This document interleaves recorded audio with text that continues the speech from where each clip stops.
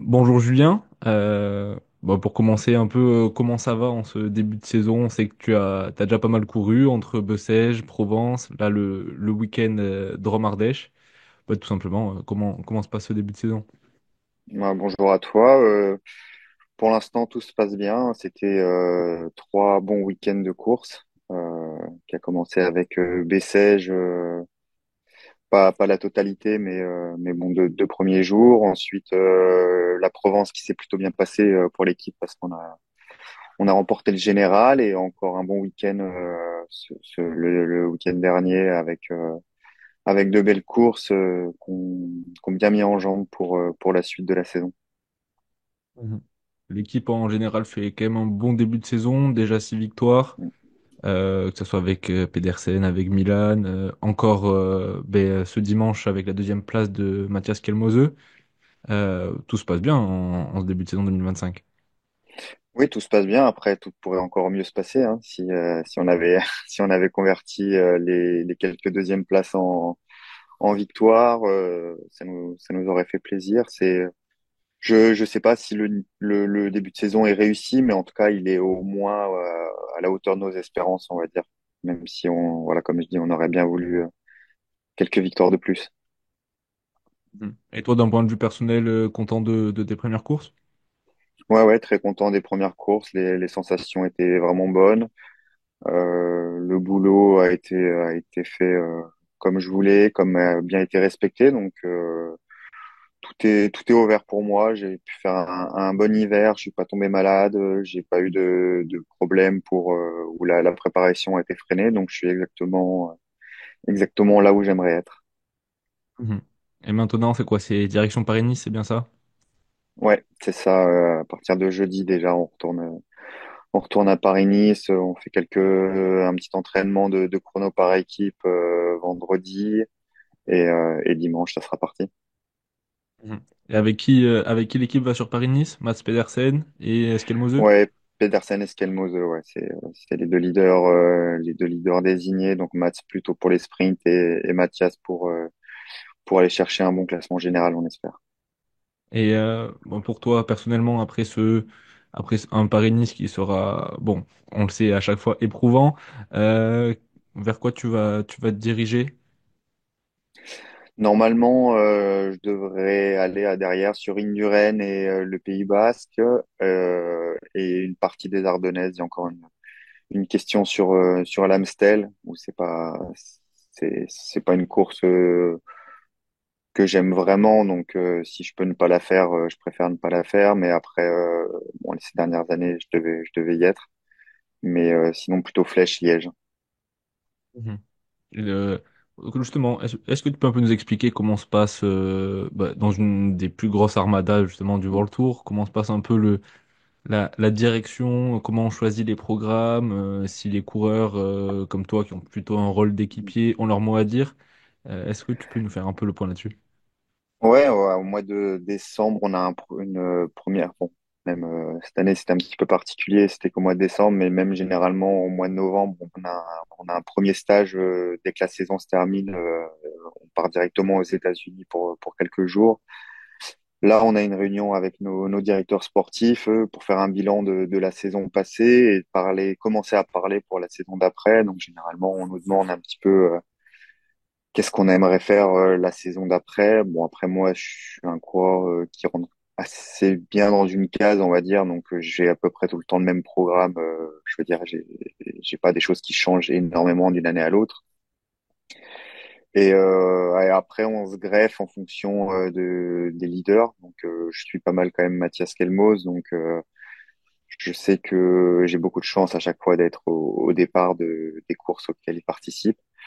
Et voilà, donc du coup, ça se fait un petit peu comme ça. C'est un petit peu un mix des deux après, parce que je fais souvent aussi le début de saison avec Pedersen. Et généralement, c'est ces deux coureurs avec qui je cours le plus. Mhm. Et quelle est justement ta relation avec eux? Ouais, c'est une très bonne relation, hein. Matt, ça fait, je dirais, 7 8 ans maintenant qu'on travaille ensemble.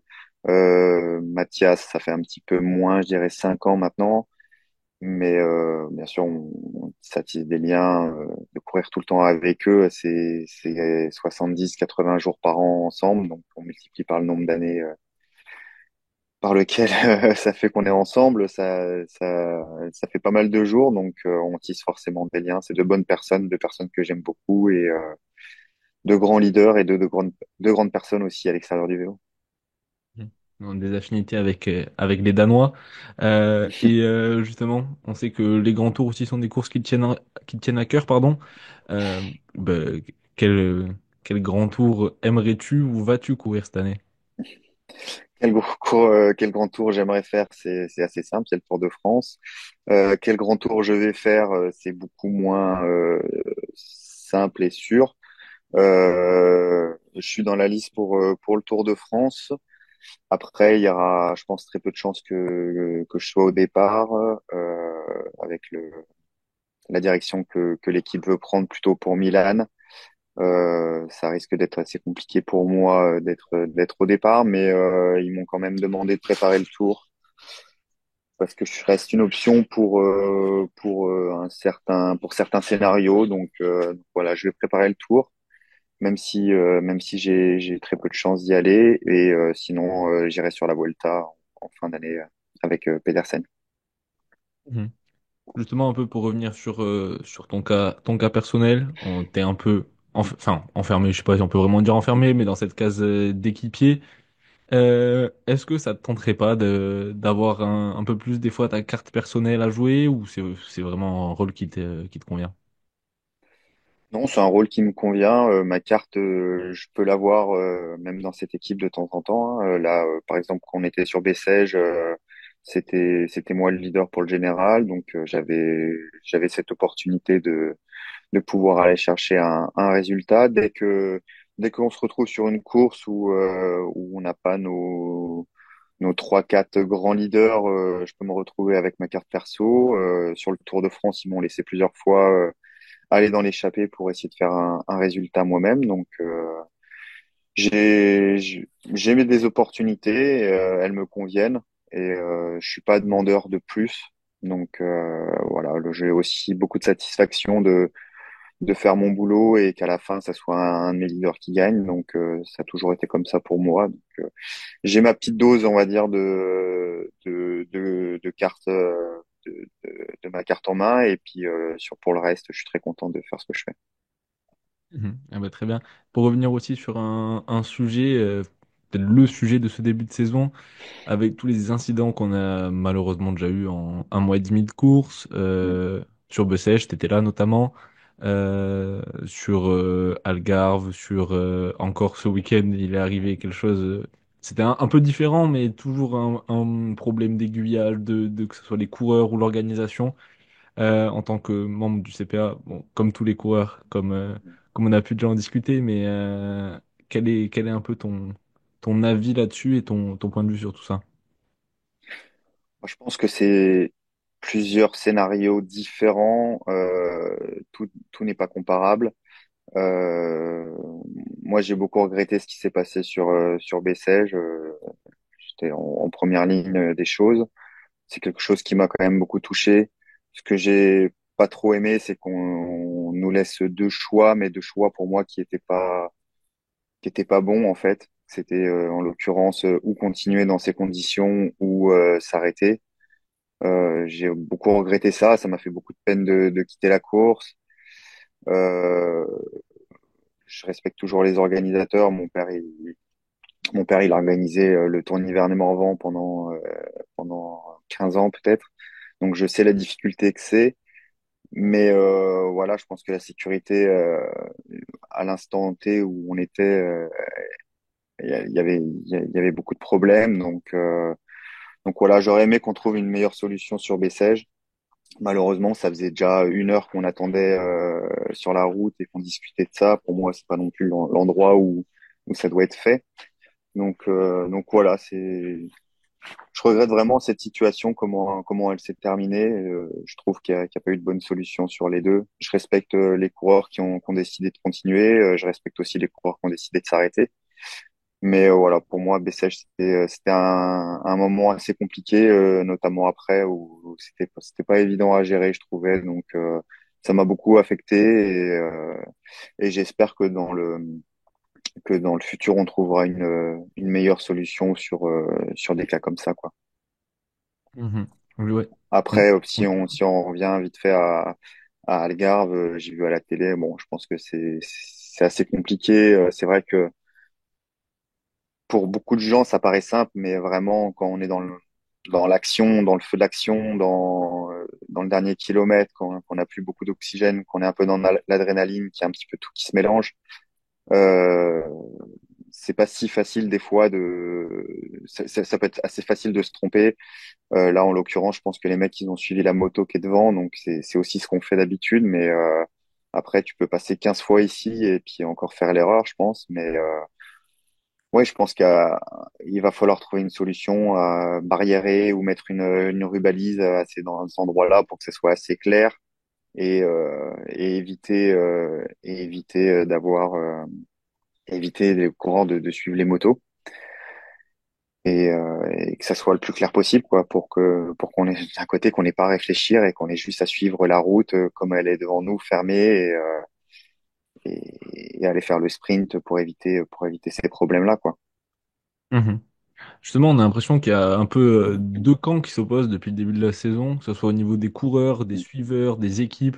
Ceux qui disent c'est la faute des organisateurs, ceux qui disent c'est la faute des coureurs.